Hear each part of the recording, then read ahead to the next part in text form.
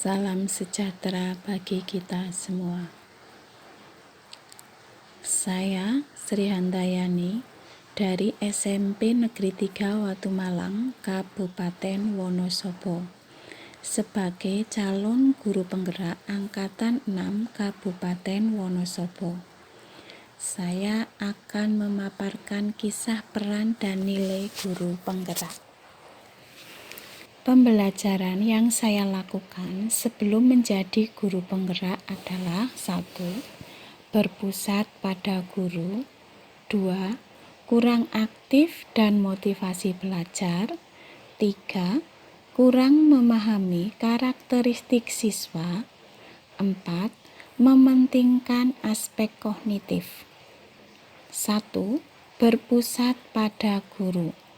Pembelajaran yang saya lakukan hanya mentransfer ilmu saja karena fokus pada pencapaian kompetensi dan tujuan pembelajaran yang akan dicapai pada saat anak selesai mengikuti pembelajaran. Saya lebih banyak berceramah dengan target pencapaian kurikulum, dan saya memberikan tugas yang harus dikerjakan tepat waktu. 2. Kurang aktif dan motivasi belajar. Peserta didik pasif dalam berdiskusi ataupun dalam presentasi kurang bisa mengemukakan pendapat. Kurang fokus karena terbiasa mendengarkan pembelajaran dengan sistem ceramah, sehingga kurang semangat untuk menerima pelajaran, kurang antusias, dan merasa bosan, sehingga pembelajaran menjadi tidak menarik dan membosankan. 3. Kurang memahami karakteristik peserta didik. Pada saat saya memberikan tugas kepada peserta didik, harus dikumpulkan tepat waktu, tanpa melihat karakteristik peserta didik, karena hanya fokus pada materi. Dan juga saya hanya melihat hasil nilai dan melihat siswa tersebut. Apabila siswa tersebut rajin, secara otomatis nilainya akan bagus. Sebaliknya, apabila peserta didik itu malas, maka nilainya menjadi jelek karena di sini kurang berlatih. 4. Mementingkan aspek kognitif. Sedangkan aspek sikap dan keterampilan saya abaikan. Perubahan yang saya lakukan dalam pembelajaran setelah saya mengikuti program guru penggerak adalah 1. Berpihak pada murid. 2. Mandiri. 3. Reflektif. 4. Kolaboratif. 5. Inovatif. 1. Berpihak pada murid.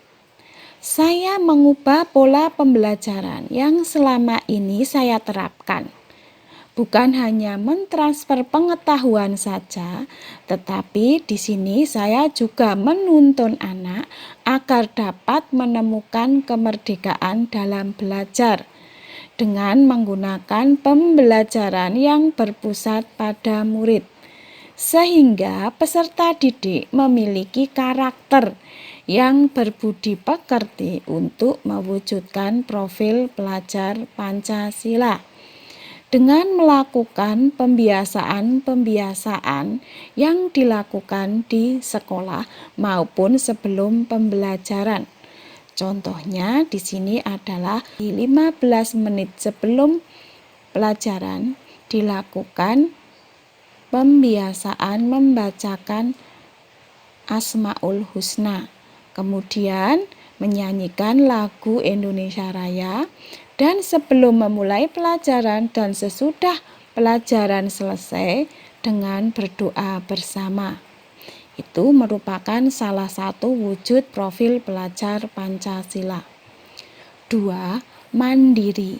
Saya memberikan kebebasan kepada peserta didik dalam pembelajaran untuk menuangkan ide, gagasan yang menghasilkan karya, sehingga peserta didik berprestasi dan menjadikan mereka aktif, baik dalam lingkungan sekolah maupun dalam organisasi kemasyarakatan. Di sini, pada saat peserta didik berdiskusi, saya memberikan kebebasan kepada peserta didik untuk memberikan pendapat kepada peserta didik lain dan juga pada saat berpresentasi di depan. Pada saat pemberian tugas, saya juga memberikan kebebasan anak untuk memilih tugas mana yang paling mudah untuk dikerjakan terlebih dahulu. Yang ketiga, reflektif. Saya memfasilitasi peserta didik di dalam pembelajaran untuk mengembangkan potensi dan kreativitasnya sesuai dengan bakat, minat, dan kemampuannya. Dalam memfasilitasi peserta didik tersebut, saya membawa anak untuk belajar di perpustakaan, menyiapkan kertas ataupun peralatan dalam pembelajaran. Kemudian, pembelajaran juga saya lakukan di dalam ruang kelas. Yang keempat, kolaboratif. Saya bersama-sama dengan kepala sekolah, rekan sejawat, orang tua, dan komite juga masyarakat sekitar untuk membangun kerjasama demi kelancaran dan kemajuan pendidikan. Yang sudah saya lakukan di sini adalah pada saat deklarasi pencegahan 3 dosa pendidikan di SMP Negeri 3 Watu Malang, saya mengundang orang tua, komite, juga tokoh masyarakat untuk melaksanakan deklarasi tersebut. Sebelum deklarasi dilaksanakan, sebelumnya kami sudah mensosialisasikan tentang 3 besar dosa pendidikan, antara lain intoleransi, perundungan, dan pelecehan seksual. Yang kelima, inovatif. Dalam merancang pembelajaran yang kreatif dan inovatif, saya melakukan pembelajaran melalui aplikasi TikTok. Saya mengirimkan tugas dan juga materi pembelajaran di link TikTok. Kemudian, link TikTok tersebut saya share di grup mata pelajaran saya di WA untuk dikerjakan dan dipelajari. Setelah selesai mengerjakan dan mempelajari tugas tersebut, saya memberikan waktu 2 hari untuk segera menyelesaikan tugas tersebut. Setelah selesai, link tersebut dikirimkan kepada saya.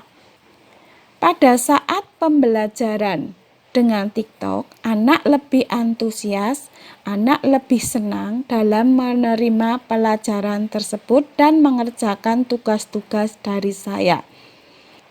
Kegiatan pembiasaan yang dilakukan di sekolah saya, yang pertama 5S, senyum, salam, sapa, sopan, santun.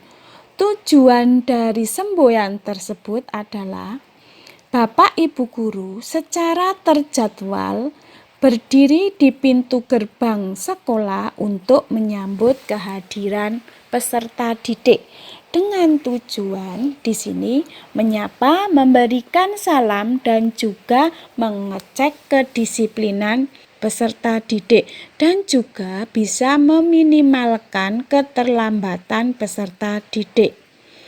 Yang kedua, assalam, ada sampah langsung ambil. Setiap hari Sabtu kami mengadakan Sabtu bersih, Sabtu religi, Sabtu literasi. Untuk hari Jumat adalah Jumat sehat. Nah, di sini saya memberikan penguatan kepada anak untuk memiliki kesadaran membuang sampah pada tempatnya dan mengambil sampah kemudian dibuang di tempat sampah. Di sini untuk menciptakan lingkungan kelas yang bersih, lingkungan sekolah yang bersih, sehingga anak nyaman dalam menerima pembelajaran. Kegiatan pembiasaan selanjutnya adalah 5P, Proyek Penguatan Profil Pelajar Pancasila. Yang sudah dilaksanakan di sekolah saya adalah Suara Demokrasi, menjadi pemimpin masa depan. Kegiatan tersebut dilaksanakan selama 3 bulan. Dalam 1 tahun, paling sedikit setiap sekolah harus melaksanakan 3 proyek penguatan profil pelajar Pancasila. Di akhir proyek tersebut, kami akan melaksanakan perayaan belajar. Di sini, saya juga melampirkan foto-foto kegiatan pembelajaran di dalam kelas dan juga di ruang perpustakaan, dan juga kegiatan pembelajaran di aplikasi TikTok. Demikian peran dan nilai guru penggerak yang sudah saya laksanakan di sekolah saya. Sebelum saya akhiri, saya akan berpantun terlebih dahulu. Ibu guru tinggi semampai, senyumnya manis sekali. Demonstrasi kontekstual sudah selesai, semoga bermanfaat dan berkenan di hati. Pergi ke kebun dengan aura kasih, matur nuwun dan terima kasih. Salam dan bahagia Bapak Ibu Guru, calon guru penggerak Kabupaten Wonosobo. Salam sejahtera bagi kita semua.